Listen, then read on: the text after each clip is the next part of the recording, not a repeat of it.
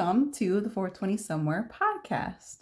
I'm your host, 420 Somewhere, and let's get the smoke started. So first things first, we're going to dive into Weed 101. So I'm going to tell you the strain of the week. Strain of the week is the lovely green crack. This is what I have here. This is green crack. This is what I'm smoking. I'm about to spark it because I finally found my lighter, so I'm about to spark it. So I'm going to tell you a little bit about the strain that I'm smoking. Green crack is ironically Snoop Dogg's favorite strain to smoke. That's what he said in an interview. And I'm going to tell you why. So green crack is a sativa dominant strain. So it's heavier on the sativa side than the indica. 65% sativa and 35% indica. That's like super on the sativa side. So this is primarily sativa. Let's just call it a sativa at that point. So the parents of the strain is skunk number 1 and Afghani landrace, which is the indica part of it. So it's like in the background of it. It's not the primary strain. So the primary strain would be the skunk number 1. And then the Afghani is just in the background, just playing this little indica role. Maybe there, maybe not. Some people say it's an unknown strain, but I read a bunch that it was Afghani. So let's deal with that. So the origins of the strain, it was originally named Green Kush. And it's not regular Kush like Kush. It's Kush like Cush. Green Kush or Kush, just Kush. That's what it was originally named by its breeder, Cecil C. Cecil. We'll go with it. Apparently that was the original breeder. And then it actually got its name, Green Crack, from Snoop Dogg.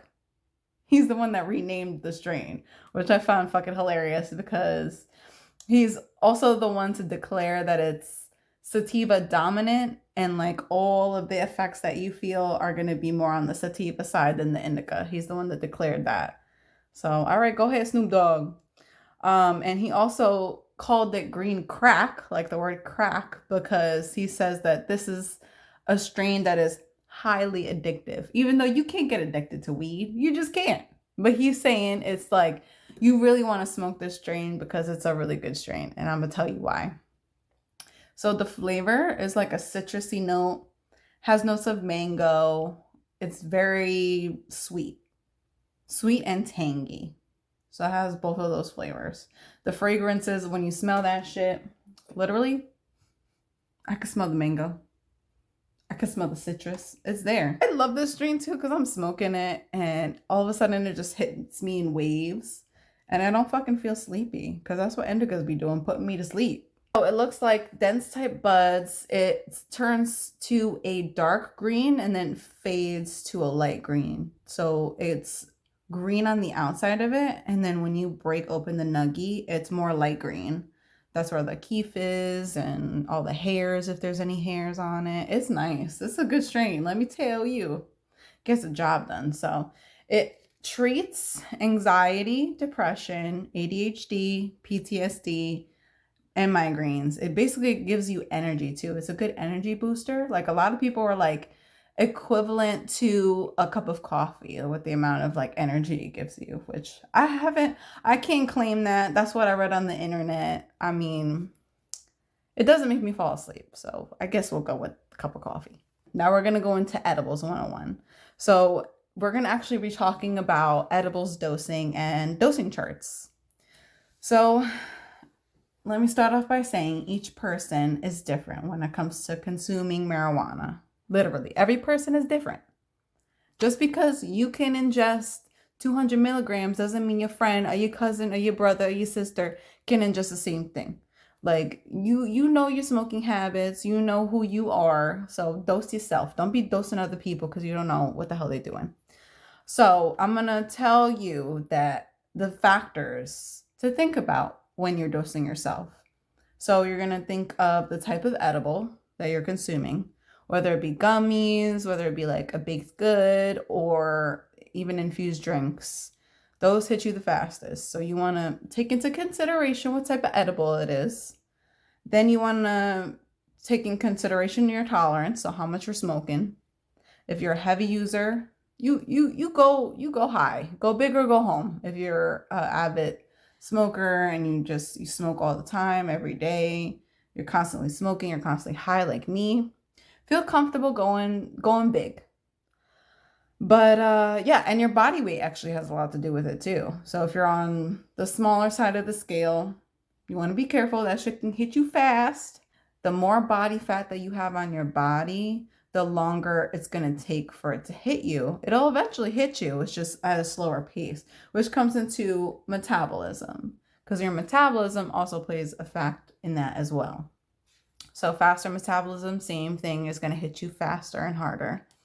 Slower metabolism, it's going to take some time. So like you can't be expecting, oh, your friend just felt it 30 minutes in, y'all ate at the same time, but like your metabolism is slower. So it's going to take you what it takes them, like maybe like 15 more minutes. Like, I don't know. You just got to gauge it by your body. So you're always going to start with microdosing when you're just introducing your body into edibles. Because if you never had an edible in your life, regardless of how much you smoke, you want to microdose because it's a different type of high, in my opinion. So here's the dosing chart guidelines. So anything from 1 milligram to 2.5 milligrams is the standard dose for microdosing. So this is the low level, like where you're not going to feel any type of sensation of being high. Like you're not going to be like, whoa, I'm high. Like I felt that shit. Like, no, you're going to be like, okay, the little pain I was feeling on the back of my neck, that's kind of gone, I guess. You know, I'm feeling it out. It's just not a body reactive high. You're not going to feel any effects of like euphoria or anything. It's strictly for like pain management. I had to take a sip, get a little dry. All right, so anything from 5 milligrams to 10 milligrams, that's the standard dose for first time users.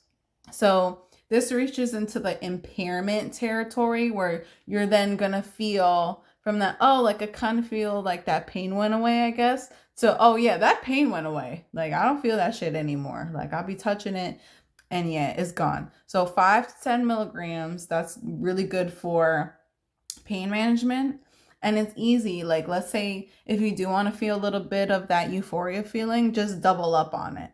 So if you took 5 milligrams, take that 10. If you took the 10, you're going to ease up to 15 and maybe to 20. Because once you hit 20 milligrams, so it's 20 milligrams to 30 milligrams, that's going to be the dose for intermediate smokers. So not people that smoke on a daily basis, but people that smoke here and there, maybe once a week, or some people even smoke once a month or whatever. Like it's just on a very low scale of the smoker's stage, but you're still dabbling in the high. You're just not as frequent. So this is ideal for managing chronic pain or just helping with nausea. Like, if you have an upset stomach or something, or a loss of appetite, you definitely want to do 20 milligrams to 30 milligrams. You're not going to want to do more or less, because if you do less, it's not going to help you. If you do more, you're going to be doing too much. So this is where we go into the 50 milligram or higher.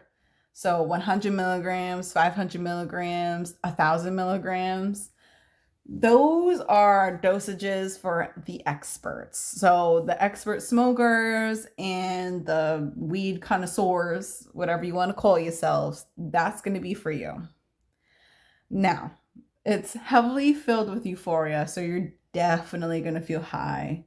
And you can't come back from that. Like you really can't. Once you go past the threshold and you just eat 500 to 1,000 milligrams, like you're there, my friend. You just got to ride the wave. If you're not a avid smoker, you're not somebody that's a stoner and you're not used to that high, what you're going to feel nausea. You're going to just feel uncomfortable, increased heart rate, and paranoia, like a lot of paranoia. So stay away from those higher dose edibles unless you're going to, cut it up in 4s, microdose yourself, like take it easy. Because like I said, you're not going to have a good experience if you're not an expert at smoking and you go for the 500 milligram to 1,000 milligram product.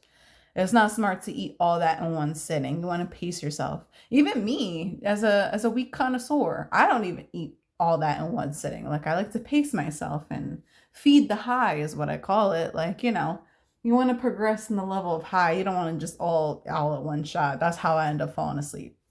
That's all I'm saying. I'll be knocking the fuck out. So, how long does it take for it to kick in? Good question. Edibles are they kick in 45 minutes to an hour. So you want to give it time. A lot of people smoke in between while they wait. I don't do that. I like to just feel the effects of the product because you don't know how hard it's going to hit you. Usually, like me smoking a blunt is going to be 30 to 45 minutes depending on how big the blunt is and what wrap I choose to smoke out of. But it's going to catch up with you right when you're done smoking. So unless you want that, then go for it. But I would not recommend smoking in between. Typically, the high will last about 2 to 3 hours when you consume it because it's just running based off your metabolism at this point. Your lungs have nothing to do with it. So it's just in your bloodstream by now. So yeah, it's going to take some time for you to be sobered up. So one thing to keep in mind, you cannot overdose on THC. It's not possible. You could literally consume all the weed in the world. You're not going to overdose on it. You're not going to die. You're going to wake up dead, even though that's not a thing. But if you do ever feel like, oh, damn, like I'm like really fucking high, like I just don't want to be this high, you can counteract THC with CBD. I don't know if y'all knew that, but that's why we have those hybrids that have THC compounds and CBD compounds. The CBD breaks the paranoia. It breaks all of that. It has to do with compounds and neuro whatever. But that's going to be for next episode because there was a lot of fucking information that I have to read up on about CBD counteracting THC and all you need to know about dosing and shit. So that's going to be for another episode because, Jesus, that was a lot to look up about CBD. So now we're done with Edibles 101 and dosing. Now you know how to correctly dose yourself. You know what milligrams go for what type of smoker. Now we're going to go into Convo and Chill. Now, after all that, I'm going to teach y'all how to meditate. Okay? We could all need some insight on how to meditate. Because I gotta be honest, when I started meditating, I didn't know how to do it. I didn't know what to do. I was like, I'm just gonna like cross my legs and say Om and like do this pose. I don't know why people be doing that, but I'm gonna do it. So that's what I did and it didn't work. But what is meditation? It's a calming technique used to bring attention to the breath as it goes in and out. And notice when the mind wanders. Meditation is not meant for focus. Rather, it's to clear your mind and focus on nothing. That's the hardest part out of meditating, is not focusing on anything but your breath or your mantra. Some people have a mantra. Some people say Om. You could literally say anything you want. It doesn't have to be Om. You don't always need a mantra, but it helps. Some people just use like another guided meditation that they focus on. So someone else's voice or just outside noise. That's what I do is I focus on outside noise like birds chirping or the wind blowing. That shit, I don't know why, but it brings my attention right to it. So yeah, that's my mantra. So 5 reasons to meditate. 1, understanding and reflecting on life. It gives you that quiet time you need to kind of reflect on yourself and how you handle situations. Maybe you're like, oh, well, maybe I shouldn't have addressed that like that. Or maybe what I said earlier was kind of mean and maybe they misinterpreted it. Or, you're getting another outlook. You're stepping out of yourself, out of your own shoes. 2, you're lowering your stress levels. So I, for one, can vouch that when I'm done meditating, I feel 100% different. Like, it's not like sleep when you open your eyes and you're like, oh, wow, I feel refreshed. Like, no, it's a different type of like meditation where your eyes feel restful, your body feels restful, and like your mind feels restful. Even though you're like conscious and awake, you weren't asleep, but it feels like that refreshing feeling of like you being asleep. So, 3, you have a better connection with your mind, body, and spirit, which is also a good thing because you want to have those aligned. You want your mind, body, and spirit to all feel the same thing. Because imagine if your mind was feeling one thing, your spirit was feeling another thing, like your mind was happy but your spirit's sad and your body is tired. Like it's all everywhere. You don't want that. You want that shit to be aligned, and that's what meditation does. It brings all of that aligned. 4, improves your mood. I know for one, when I get fucking stressed out at work or I'm stressed out about some bullshit, I fucking meditate. I turn everything the fuck off, no noise. Okay? Because I actually have a relatively quiet apartment. So when I turn off everything, like I don't hear shit and I love it. So when I come back to, I just feel so much better. And then 5, finally, it reduces the brain noise. So like I said, it just kind of like all those thoughts that are just like jumbling in your head, like, oh, what should I make for dinner? Oh, I gotta go to the store. Oh, I gotta do this. I gotta do that. Like, it just, that's the whole point, is not to think about anything. Don't think about it. Just don't think about nothing. That's the hardest part, is like thinking about nothing.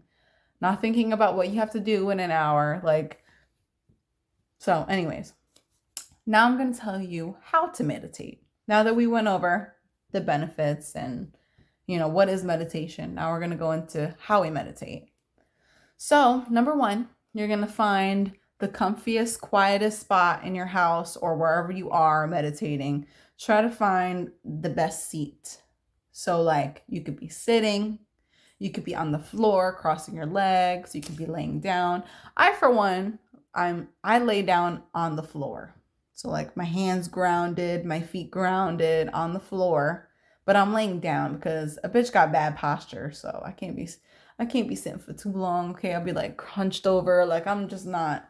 When I relax, I become the hunchback of Notre Dame. So once you get comfortable in your little spot and you're just like, oh, this is a good spot for me, then you're gonna set a time limit for yourself. So I set my meditation time limit for 30 minutes because I feel like if I go over that 30 minutes, I'm just gonna go forever. And if I feel like it's less than 30 minutes, I feel like I didn't get my full meditation session, because it takes a while for your brain and your mind to settle and calm down and not think about anything. Because you're gonna have it literally takes me 5 to 10 minutes to like chill the fuck out. So you want to take accountability of that time threshold. So plan accordingly, basically. Number 3, notice how your body is feeling. So you want to take accountability to feel everything around you. Feel the floor if you're laying on the floor. Feel how cold maybe the floor is, or maybe how amazingly warm it is. Or if you have carpet, feel how soft it is. Like, just take mental note of your surroundings and how it feels versus how it smells or what it looks like. Like, just about feeling. You're just going to feel around you. And you want to keep your body as floored and centered as possible. So, like, literally, you want to feel the ground. You want to feel grounded. Number 4, you want to also feel your breath. When you're breathing in and you're breathing out and you're feeling your chest, expanding and contrasting, you want to make sure you're really focusing on that, because sometimes that can be your method on how to meditate. It's actually really important to feel your breath and feel your body, your chest expanding and contrasting, because that's how you relieve your stress. So when you breathe in, and then that moment when you breathe out and you're breathing out for a long time, that's how you're releasing your stress and your thoughts and everything. You're just letting go. Number 5, you're going to acknowledge when your mind has wandered. So the final stage where you're like, okay, well, what am I going to eat for dinner tonight? Oh, I have that thing that's due. My boss was asking me about some shit. I forgot what. Oh yeah, that's what he asked me for. Like, you have all these wandering thoughts. So it's good to acknowledge it. It's good to respect it, and then to let it go. So once you realize that your mind is wandering and you're like, oh, well, I'm fucking meditating, I shouldn't be thinking about this right now. Just be kind to yourself and be like, okay, well, we'll deal with that tomorrow, or we'll deal with that in an hour from now. We'll deal with that when I open my eyes. That would be the first thing I take care of. And then you let it go. So you come to a resolution to close it out, and then you let it go. So with that comes, you're going to end with positivity. So when you're ready, after you're done meditating for your 30 minutes or for your hour, for however long you set yourself for, your alarm goes off, you're ready, you finally open your eyes, and you gently like lift your gaze, or, you know, whatever you're doing, opening your eyes. You take a moment and notice any sounds around you. So people talking or noises, any sirens or phones ringing, you can finally acknowledge the sounds. So you can slowly start to get back to your normal self that may necessarily not be so calm and more of reality, but this is how you get yourself out of meditation mode. So you just take acknowledgement of how your body feels. So let's say if, you know, you're very much relaxed than how you were going into the meditation session, take note of that. You know, you always want to end in positivity. So you always want to reflect at least one thing that you're grateful for. So literally when I come to after I'm done meditating and I open my eyes, I'm just like, wow, I'm grateful to be able to have such a quiet apartment, because that was not the case like 2 months ago. You always want to end on positivity when you're meditating. It's always important. That's my thing, is I reflect on one thing that I'm grateful for. So it could be anything that's positive in your life. You don't have to reflect on what you're grateful for, but you can reflect on any little thing that's bringing you joy. You know, anything you want to celebrate, anything that's brings you good vibes is what I say. Lots of times we get distracted by sirens or phones or dogs barking or people talking. There's apps that are really useful for meditation and, you know, regaining that focus. So if you have like a lot of background noise, if you live in the city where there's a lot of sirens, like you can't turn off that outside noise, they have apps for that. So they have different things like the Calm app and Headspace to meditation. They just have a lot of things that will bring your focus and your gaze back to where it needs to be and help you meditate. You know, there's tools, there's resources. So that's all I got for the 420 Somewhere podcast. Thank you guys for listening, and remember to keep it high as hell, okay? Harley, I'm about to do my own cooking show. Oh, Boo Boo Bear. Boo Boo Bear. You sent me outside my waterfall. I never said this before, so I don't know how to act.